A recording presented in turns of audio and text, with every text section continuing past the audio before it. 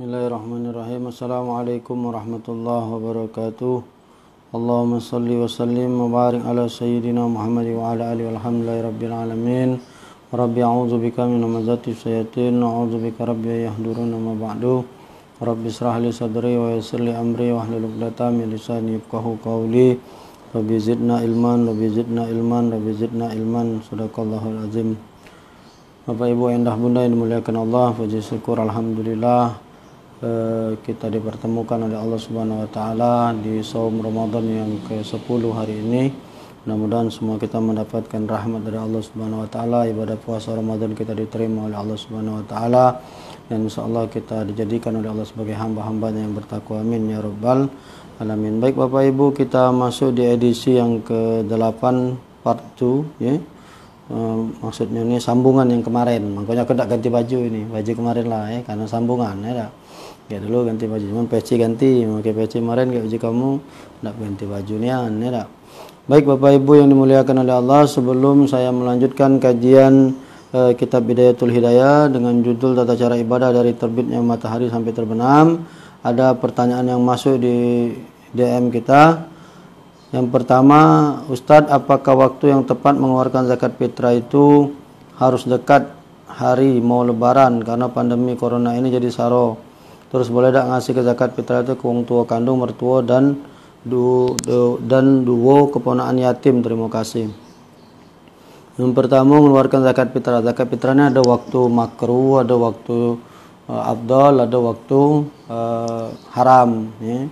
Nah, memang yang paling afdal itu adalah, bahkan kalau menurut mazhab Imam Syafi'i, boleh dari awal puasa sudah mengeluarkan zakat fitrah boleh. Tapi waktu yang paling afdal untuk mengeluarkan zakat fitrah ini adalah di akhir puasa Ramadan kita sampai sebelum pelaksanaan sholat Idul Fitri atau malam takbiran. Itu yang paling afdal kita mengeluarkan zakat fitrah ya. Waktu yang haram itu kita keluarkan dari terbenamnya matahari di tanggal 1 Syawal, itu sudah haram kita mengeluarkan zakat fitrah. Ustaz, boleh tak kita berzakat fitrah itu ke wong tua kandung? Ini kita bahasa ni, tidak boleh lah. Malah wong tua itu tanggungan kita. Harta kita ni harta wong tua. Malah harta kita nak punya wong tua nak dijuk ke wong tua lagi. Harta anak ni kan punya wong tua juga. Jadi wong tua itu sudah tanggungan kita, tidak boleh. Jangan berzakat dengan wong tua. Ya, wong tua itu sudah harus kita kasih, sudah harus kita unjuk.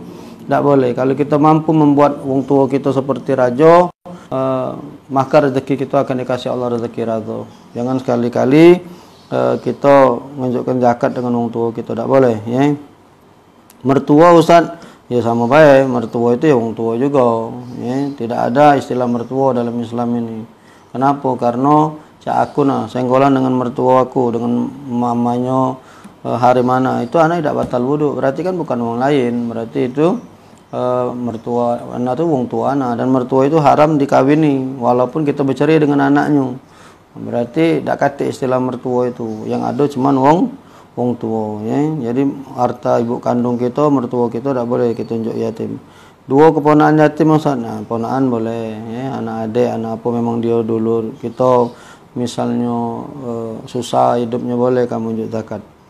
Lalu yang kedua, pertanyaan yang masuk di DM kita, apa hukumnya orang non muslim melantunkan sholawat di dalam gereja? Di masjid lah, masjid banyak, cak katik masjid lagi weh. Memang banyak ngacu arut ini hari ini pening, mungkin kena virus corona aku rasa dia tu ya. Jadi stres, pecah dak kayo, dak katik masjid lagi weh yang kosong. Banyak masjid sekarang lah katik, sholawat lah di masjid. Apa nak sholawat di gereja ya tak? Jadi tidak usah aneh-aneh hidup ini.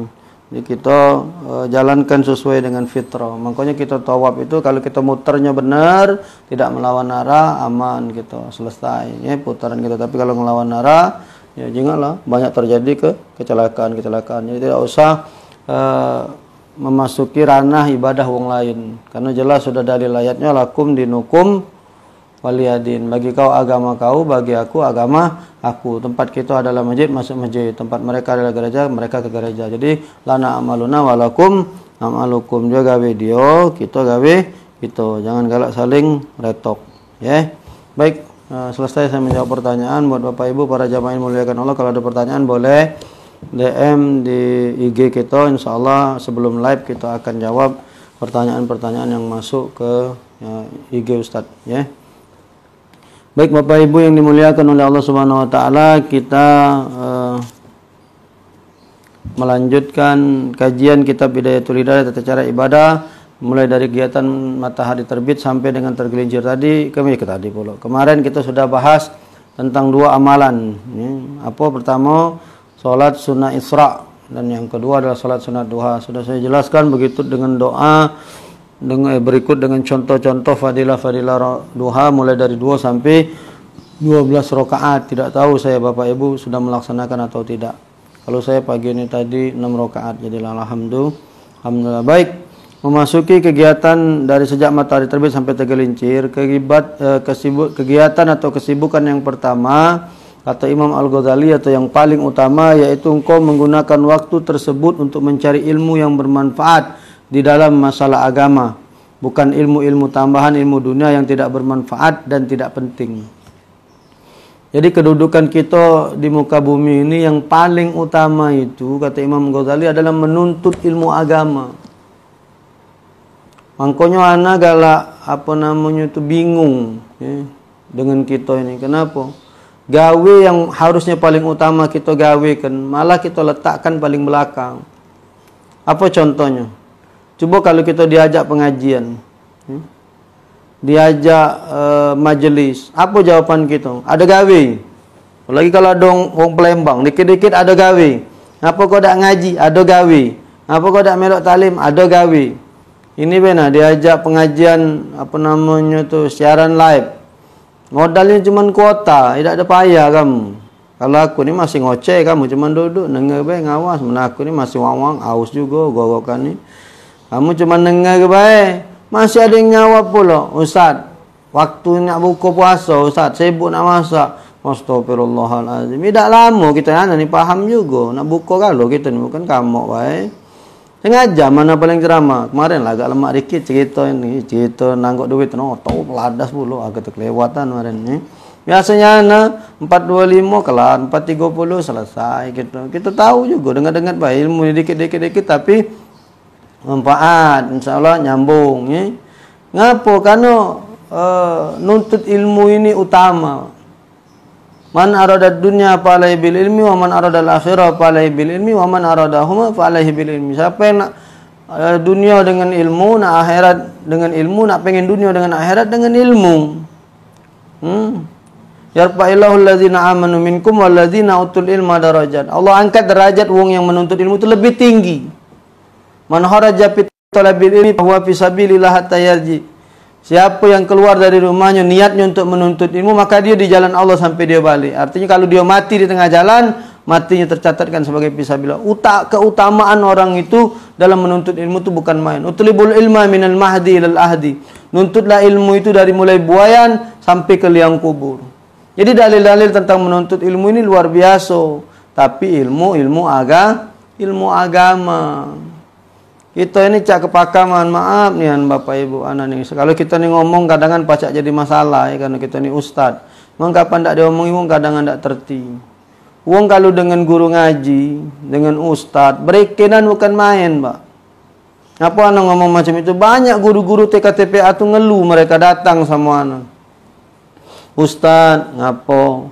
Allah Ustad, TKTPA kami tu Ustad. Bayaran 5.000 Ustad. Sebulan, sikok anak tu, sikok siswa tu 5.000 bayaran. Nunggak 5 bulan Ustaz. Kamu digaji berapa TKTPA? Kadang 50 Ustaz, kadang 100. Sebulan Bapak Ibu. Nah, dengar ke kamu yang dengar ini? Ini curhatan guru-guru TKTPA sama anak. Mereka cerita, ngomong sama anak. Sampai ada salah satu masjid, tidak usah anak sebutkan masjidnya, mereka mengurangi guru TKTPA. Ngapo? Hanya gara-gara santrinya tidak bayaran. Ngapo? 5.000 cuman. Kamu anggap tidak penting. Coba kalau kamu kursus bahasa Inggris, kursus MIPA, kursus IPS, berapa bayarannya? Alhamdulillah Ustaz. Anak aku melok bahasa Itali. Sebulan 500.000. Berdecer kamu bayar. Bayaran harusnya tanggal 5, tanggal 4 sudah kamu bayar. Alhamdulillah Ustaz. Anak aku speak English. Ya, speak English. Berapa speak English? 500.000 Ustaz. Belum jatuh tempo, sudah kamu bayar berdecek. Anak aku Ustaz, kursus MIPA, berapa? 300.000, bayar berdecek. Guru ngaji. Dosa kamu, belum puasa ni. Apa Ustaz nak marah? Efek corona. Kamu pula dah terti-terti. Kesian tu. Kamu dengan guru les anak-anak kamu bukan main. Juk ini, juk itu, antar ini, antar itu. Juk paket ni, paket itu. Guru ngaji anak kamu. Terkering mereka nak makan. Beras lagi tak katik di rumah. Corona ini lah. Mereka tidak ngajar. Kamu dah antari paket. Tak kamu unjuk duit pula. Habis mereka. Selesai. Banyak guru-guru ngaji. Anak-anak Ustaz kami lah nak mati. Tidak lagi nak dimakan. Cuma karena mereka beriman kepada Allah, karena mereka ngajar, mereka cuma ngomongnya dengan Allah. Ngomong juga dengan aku, dikit cerita baik dia tak. Karena galak bagi-bagi paket, gak dapat rezeki lah. Maksudnya itu bagi Ustaz. Ya alhamdulillah, insyaallah taala. Ya. Masa anak ni sampai ke dengan kamu. Yo kalau ukuran anak ni insyaallah lah, Pak. Yo tak usah kamu risau kelah kalau anak. Kemas Haji Muhammad Ali. Amanah aku tak makan, tak kado kemas Haji Ali Malirium. Nah, itu lah ukurannya kalau aku. Tapi jenguk guru-guru ngaji kampung, di RT-RT kamu tu nah yang ngajar di masjid. Mana aku usah kamu risaukan. Alhamdulillah aku punya bapak angkat, aku punya mak angkat, aku punya dulur angkat. Mereka apa namanya bukan main teringat dengan anak. Kemarin anak sudah cerita anak diantar Bunda Nila Madinah. Apa namanya tu bukuan. Kemarin hari Jumat diantari lagi pula oleh Bapak Riki. Kemudian anak diantarkan lagi Pak Haji Alim kemarin beras, dinjuk kurma. Jadilah anak ada rezeki. Kemarin Prima Salam anggota DPRD Provinsi kirim anak juga paket. Alhamdulillah. Kalau Habib Mahdi tak sudah lagi, bukan anak puji, beras paket ni singgonya tak tahu ada wadah di rumah ni. Diantar belum habis beras lama diantarkan lagi. Kemarin anak lewat rumah Pak Haji Alim dipanggil ke Haji Umar, anak Pak Haji Alim. SMA 2 bagi paket 200 paket 40 disisihkan minta tolong anak bagikan dapat lagi kita bagian. Masya Allah, artinya kalau anak aman Pak, insya Allah. Tak usah kamu pikir ke bukan berarti anak ni ceramah kamu nak ngenjuk anak, tak usah. Usahlah terus terang biar anak, tak usah kamu nak nganter-nganterkan anak. Mengkapan lah niat gosen lah, tak usah lagi tentang aku. Ustaz ngomong tak usah, jangan melatih niat, jangan bos, tak boleh dosa sampai ke lah penonton niat gosen kan, tak apa silakan alamat catat dua. Ada main-main baik ni lah, gak ucap-ucap main lah kayak kejiwang seriusnya, mana kamu anggap serius tak aku antar kalah. Anak ni ngomong ke guru-guru ngaji tu no, yang ngajari anak kita alif bata TKTP apa gaji 100.000 bapak ibu mereka di masjid. Ya Allah, besarlah 200.000, ada yang 50.000, mangko anak kamu nunggak ada bayaran, mak mana mereka? Oi, bapak ibu. Di surga tak ditanyong speak English, tak tanya speak Itali, tak tanyong bahasa, yang tanya bahasa Arab, marrabbuka. Itu dapatnya di TKTPA, dapatnya di guru ngaji, dapatnya di majelis. Ingat kamu tuh, bukan marah nani, ngetok, ingat kan, ini lagi corona, susah mereka. Mereka tidak ngajar, mereka tidak ada apa namanya ngajar TKTPA, anak-anak kita lebur, tak boleh ngaji. Sementara penghasilan mereka selama ini cuma dari situlah. Antari, ya ingatkan siapa yang pacak ngajarkan anak kita ni Quran, pacak mereka nyerocos baca Quran, juz amma hafal. Ingat sore ni, datangi rumahnya, gawakkan, ya berapa lah bu, waya beras sekarung, berat ngenjuk yang 20 kilo, yang 10 kilo. Beras yang 10 kilo, berat ngenjuk yang 5 kilo. Berat 5 kilo, santing be. Nah, ayo. Gawak ke santing. Puan cap nona. Masih ada tak puan cap nona? Masih ada juga kuasa, ya tak? Berat pula secanting. Sudah, doa ke be. Jadilah, ayo. Malah berat kalau.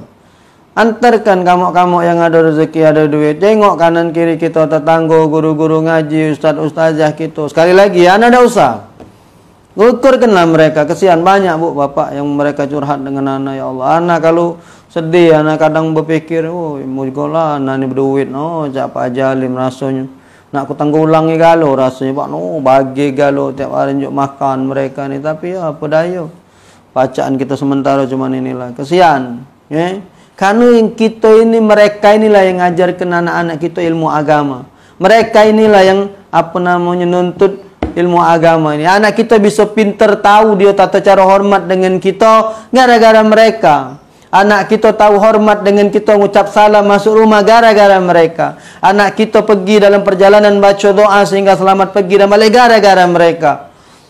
Tapi kita tak sedikit pun kadang ingat dengan mereka. Sampai duit ngajinya cuman 5.000 sebulan, kita tunggakkan sampai 5 bulan. Masya Allah. Padahal kata Imam Al-Ghazali, kegiatan kita yang paling utama itu adalah menuntut ilmu agama. Bagaimana tanda-tanda ilmu yang bermanfaat? Ilmu agama yang bermanfaat tadi, ciri-cirinya. Catat ini.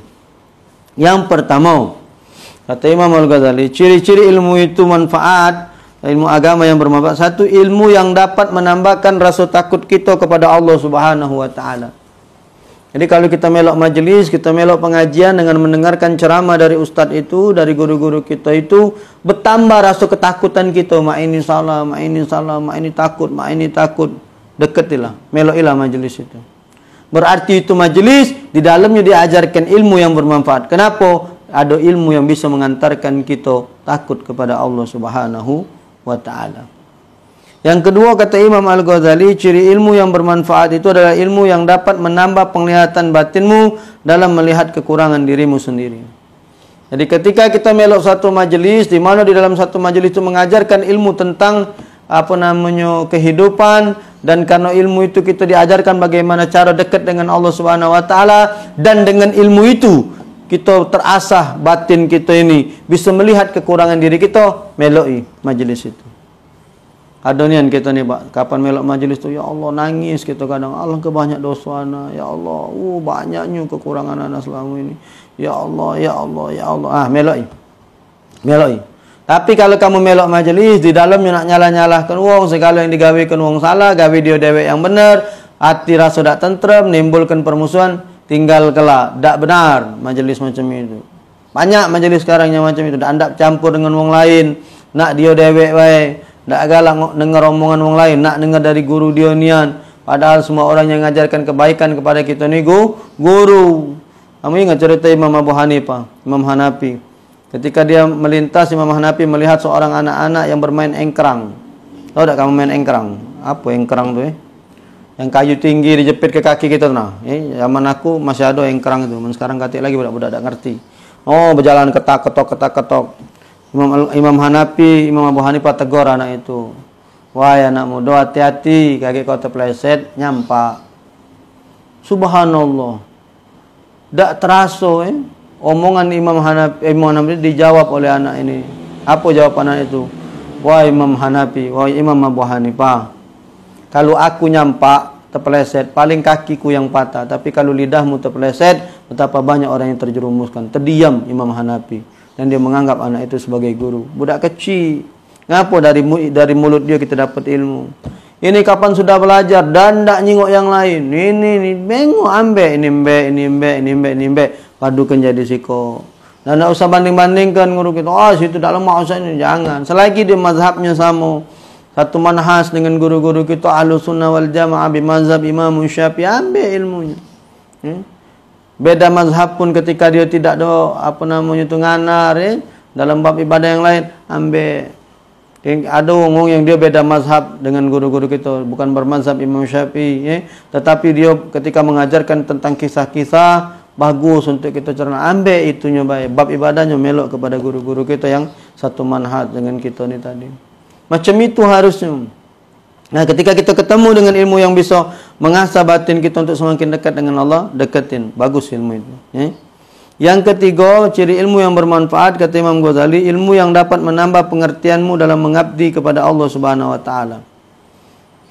Jadi ciri yang ketiga, kata Imam Ghazali, ilmu itu bermanfaat. Ketika kita melok majlis, ketika kita belajar, mendapatkan ilmu, semakin mengerti bagaimana cara kita mengabdi kepada Allah Subhanahu wa taala. Beribadah macam ini, solat khusyuk macam ini macam ini, terus digali. Nah, itu adalah ciri-ciri ilmu yang bermanfaat. Ambil itu. Yang keempat, kata Imam Al-Ghazali, ciri ilmu yang bermanfaat adalah ilmu yang dapat mengurangi semangatmu di dalam cinta terhadap dunia dan menambah semangatmu di dalam urusan akhirat. Nah, ini salah satu ciri ilmu yang luar biasa. Ciri ilmu bermanfaat itu semakin kita belajar, semakin kita tak hirau lagi dengan dunia. Jadi kalau kita belajar ilmu agama, semakin bertambah cinta kita dengan dunia, bahaya itu. Bertambah hubud dunia kita, bahaya itu. Tapi semakin tinggi ilmu yang kita pelajari, semakin sering kita belajar dengan guru-guru kita, semakin kita menganggap dunia ini tidak penting. Kita menganggap dunia ini cuma persinggahannya, tidak segalanya nak dihubungkan dengan dunia, tidak. Kalau kamu ketemu dengan ilmu yang macam itu termasuk salah satu ciri-ciri ilmu yang bermanfaat. Ilmu yang mengajarkan kepada kita untuk tidak cinta kepada dunia. Ada orang ni ketawasanya bukan main. Nak sedekah we ketawasanya bukan main kadang. Apa nak mengeluarkan duit dikit, mulai berekenan, mulai berhitungan, mulai berkali-kalian. Padahal Allah memberikan kepada mereka rezeki, Allah sedikit pun tidak pernah berhitungan, Allah tidak pernah berekenan, tapi kita selalu berekenan. Kita selalu berhitung-hitungan, padahal Allah menunjukkan rezeki dengan kita tidak hitung-hitungan. Jadi kalau kamu dapat ilmu yang bisa menambahkan kita untuk hubud, tidak hubud dunia, tidak mencintai menjadi dunia, tidak ngejar dunia, kejar ilmu itu. Wa batagi bima taqallahu daral akhirah wa la tansa nasibaka minad dunya. Bekali diri kalian untuk kehidupan akhirat, baru jangan kamu lupakan dunia. Lalu kemudian yang kelima, ciri ilmu itu bermanfaat, kata Imam Al-Ghazali, ilmu yang dapat mengenalkan dirimu kepada bahaya-bahaya yang merusak amal, sehingga engkau dapat menghindar darinya. Jadi banyak ibu-ibu ini kadangan yang ana omongkan kemarin, ngajinya rajin, zikirnya rajin, majelisnya rajin, ngomong ke wong rajin. Seolah-olah dia belajar tidak aktif manfaatnya. Harusnya kita belajar, kita paham, oh riya ini ngomong ke wong ini, itu namanya begibah, itu bisa nghabiskan amal kita. Riya, nyombongkan amal yang kita perbuat, itu bisa ngilangkan amal baik kita. Ilmu-ilmu ini harus kita pelajari. Nah, kalau kita diajari tentang bahaya-bahaya perbuatan kita yang bisa nghabiskan amal kita, itu ciri ilmu yang bermanfaat, kata Imam Ghazali. Dan yang terakhir, yang keenam, ciri ilmu itu yang bermanfaat, kata Imam Ghazali, adalah ilmu yang dapat menyikap tipu daya syaitan dan godaan-godaannya, serta bagaimana cara dia menyesatkan ulama-ulama su, sehingga menggiring mereka kepada murka Allah Subhanahu wa taala. Mereka memakan dan mendapatkan dunia dengan memperalat agama. Jadi ilmu yang terakhir itu adalah ilmu yang bisa menyingkap tipu daya setan. Banyak orang-orang yang menggadaikan agama, menjual agama demi dunia. Padahal tujuan kita seperti kami mengajar ini, niatnya adalah ikhlas karena Allah. Adapun dunia menggiringi, itu adalah bonus yang diberikan oleh Allah Subhanahu wa taala. Artinya dunia, kehidupan dunia bukan tujuan agama. Makanya kata orang kalau berdakwah itu pasti banyak rintangan. Lalu banyak rantang, namanya kondangan, bukan berdakwah. Gimana ada aman wong berdakwahnya lemah, berarti sesat, salah jalan. Namanya berdakwah pasti jalannya banyak rintangan. Siapa yang berdakwah lempeng-lempeng bayar, tak kata masalah, tak ada dihina, tak dihujat, tak kata cacian, tak makian, tak kata adangan, hati-hati kawan, berarti kita salah jalan. Kenapa? Karena jalannya dakwah pasti banyak rintangan. Kalau kondangan banyak rantang, itu bedanya.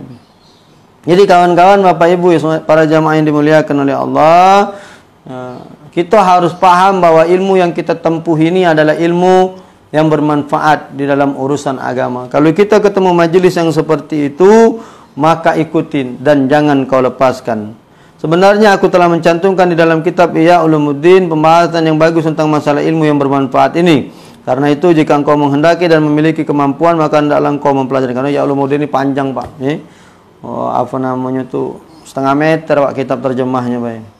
12 jilid sama tidak salah. Ini mantap gitu. Makanya kata Imam Ghazali di situ rinci dan jelas.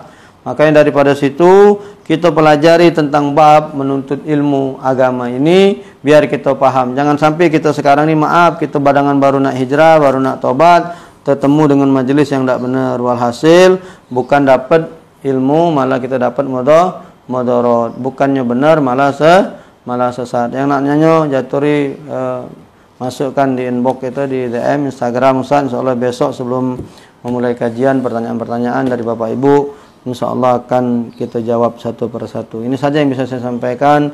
Pada Allah kami minta ampun, pada ibu-ibu mohon maaf. Kita tutup dengan doa kafaratul majlis. Allahumma inna na'udzubika min ilmin la yanfa wa qalbin la yasa wa amalin la yurfa wa du'ain la yasma. Subhanaka Allahumma bihamdika asyhadu an la ilaha illa anta nastaghfiruka wa atubu ilaik. Allahumma ja'al jam'ana hadza jam'an marhuma wa tafarraqana min ba'di tafarraqa mubaraka ma'suma. Rabbana atina fid dunya hasanah wa fil akhirati hasanah wa qina azabannar. Wa sallallahu ala nabiyil ummi wa ala alihi wasallam. Subhana rabbika rabbil izzati amma yasifun wa salamun alal mursalin walhamdulillahi rabbil alamin wa la minkum. Wassalamualaikum warahmatullahi wabarakatuh.